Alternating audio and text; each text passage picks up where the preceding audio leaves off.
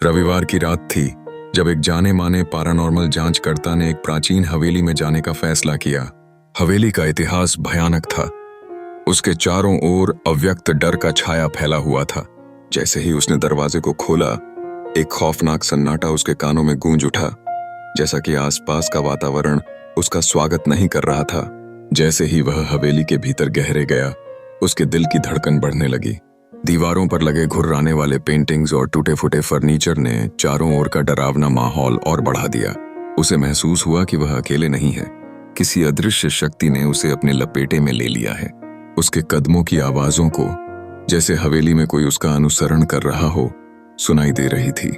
हवेली की दूसरी मंजिल पर जाने के बाद उसे एक पुरानी अलमारी के पास कुछ अजीब घटनाएं देखने को मिली। अलमारी के दरवाजे अपने आप खुलने लगे और अंधेरे से एक भयावह हवाओं का झोंका उसके चेहरे पर लगा। उसे लगा कि कोई आत्मा उसके पास खड़ी है और हवा में एक ठंडी सांस ने उसे सहमाते हुए चौंका दिया। जब उसने अपनी कैमरा फ्लैश का प्रयोग किया तो उसके सामने एक धुंधली आकृति उभरी। वह एक महिला थी जिसके चेहरे पर दर्द और उदासी का अक्स था। उसने उसके बेताब सवालों का उत्तर नहीं दिया, बल्कि अज्ञानता के साथ उसकी ओर देखती रही। एक सिहरन उसकी रीढ़ में दौड़ गई। जैसे ही वह वहां से भागने लगा, उसके कानों में एक कर्कश चीख गूंजी।